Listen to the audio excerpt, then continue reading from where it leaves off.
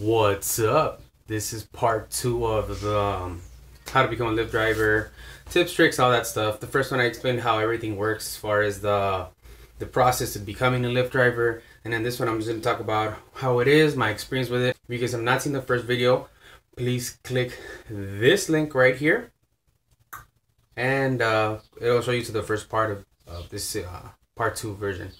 Now, when you're a Lyft driver, on my previous video that I did part 1 and the welcome kit from Lyft, they send you a car charger, dual USB inputs to charge any type of phone, and they give you an iPhone 5 charger, iPhone 4 charger, and an Android charger, which is by far the most popular ones for all of them. Now, let's see, on the up hand side, I would say that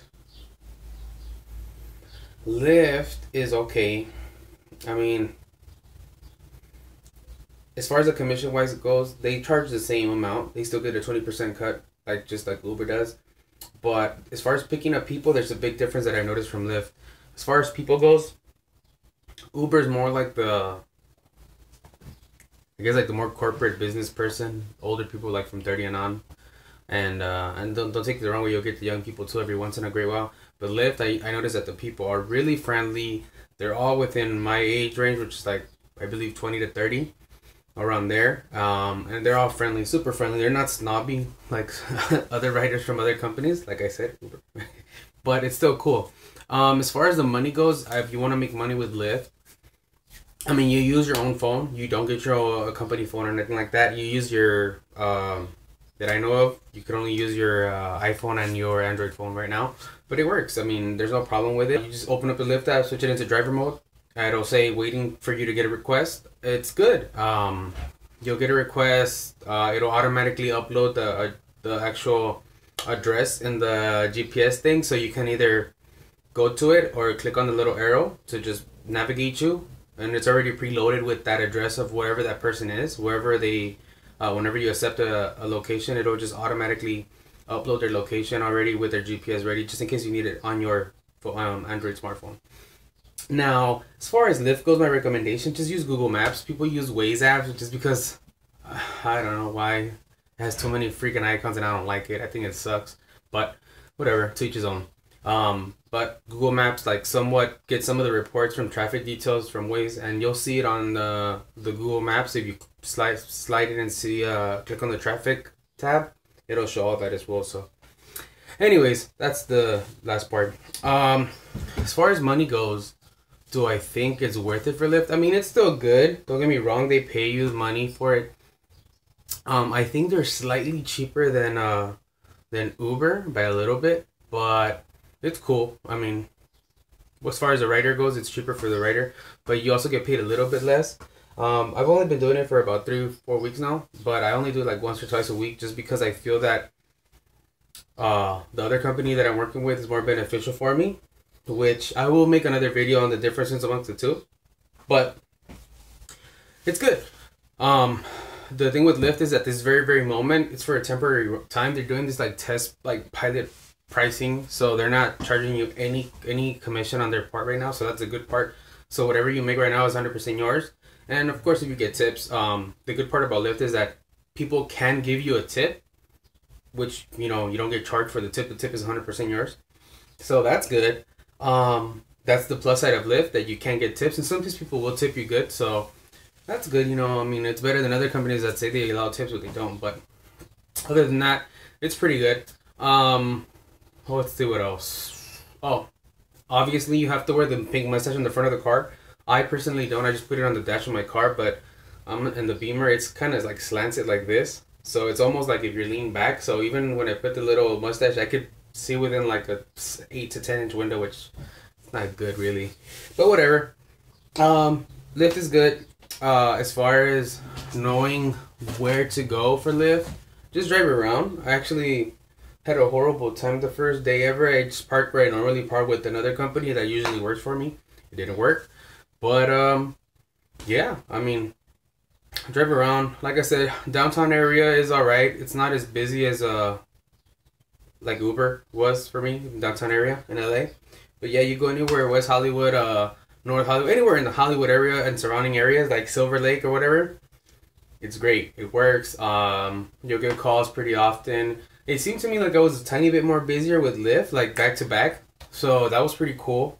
But I felt that they charge a tiny bit less than what other companies charge, which is cool on the rider side, but driver side it sucks because people don't take into account that, you know, even though we are doing it with our own cars, we have to pay for our own gas, our maintenance on the cars. The cars get beat up, they get their miles on them.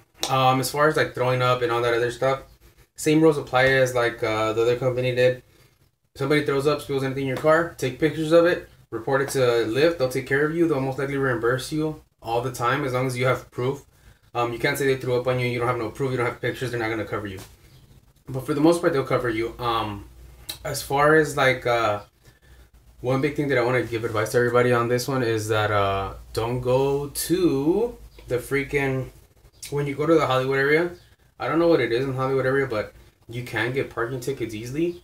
I don't know what it is, but it sucks. So don't try to pull over for the red too long. If you can, you're dropping people off at certain locations, go to the valet section and just drop them off there, because they'll usually let you slide. But in the Hollywood area, they're weird. Downtown, pull over wherever you want, put your emergency lights on, and you're good. Just try to stay off the busy streets. But always, recommendation number one, use your GPS. If you don't want to use your GPS, or the people don't know their damn address, which sucks, tell them if there's a name or location of a place nearby. You should be able to just type it in your phone and it'll pop up with the address. And even then, if people have their own preferred route, just let them know, hey, I'm going to follow the GPS right now, but just in case you have a better route, let me know and I'll follow your way, just in case it's faster. But yeah, I mean, I think that's pretty much like it on that side. And then Lyft is pretty simple. I mean, their requirements as far as having a car, all you need to do is have a 2000 or newer car. 4-door always. Well, not always 4-door, but I'm going to say 4-door always. Just have 4 seats and all that good stuff. Recommendations, if you're going to do Lyft or any other company, have a 4-cylinder car. I use a V6, but I'm only doing this as a temporary means to make money right now because I'm going through some legal stuff through this previous employer that I was going through. But the point is, I'm still doing kind of good even though it's a V6, but I'm putting a lot of miles on my car.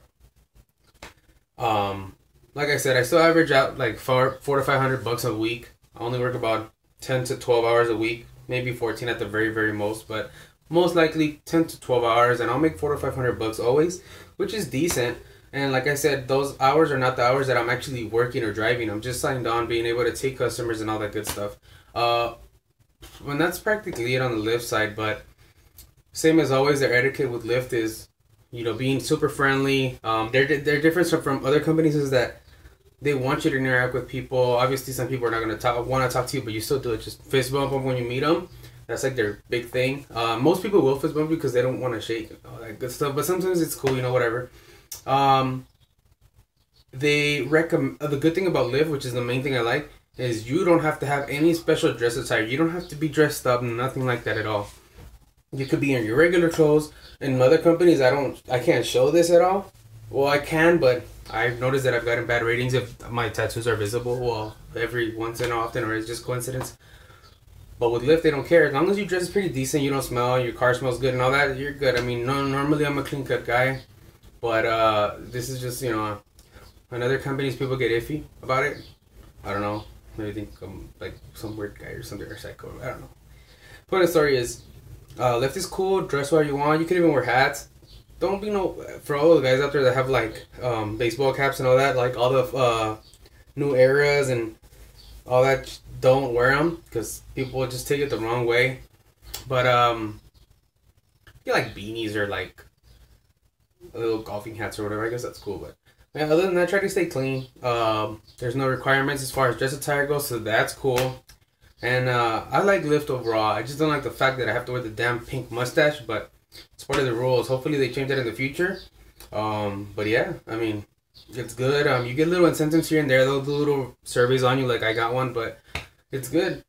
And I think that's it. If you guys have any questions, please be sure to watch this video and the previous one before you ask me a question, because most of the time the videos are already answered here. And that's it. Oh, just one quick thing. You don't need a special license or anything. You just have to have your insurance, your license, and that's it. They do a background check. They're going to do all that. They still don't do a drug test or nothing like that. If you do a background check, I think the main thing they care about is DUIs, because I've had a few, like, I had one speeding ticket and like 2 or 3 red light tickets, but they were all picture tickets, and I got approved. So I don't think it's such a big thing. I just noticed that people that have DUIs don't get accepted at all. Why? Sorry, should have been drinking and driving. Should have been using Lyft. But yeah. If you guys haven't seen the first video, once again, here's the link for the last video for the part 1, and this one is for the unboxing of the welcome kit for Lyft. Okay. And if you guys are interested in Lyft and all that, that's cool. If you're interested in Uber, here's another link right here in the bottom. I think I could put it right there. And click on it. It'll show you to the first video, and it's also in 2 parts. And if you guys have any questions, concerns, please let me know. If you guys are interested in becoming a Uber or a Lyft driver, please send me your email through the messaging in the About section for YouTube, alright? Thank you guys for watching. And next week, differences between Uber and Lyft. Full comparison. Thank you guys. Peace.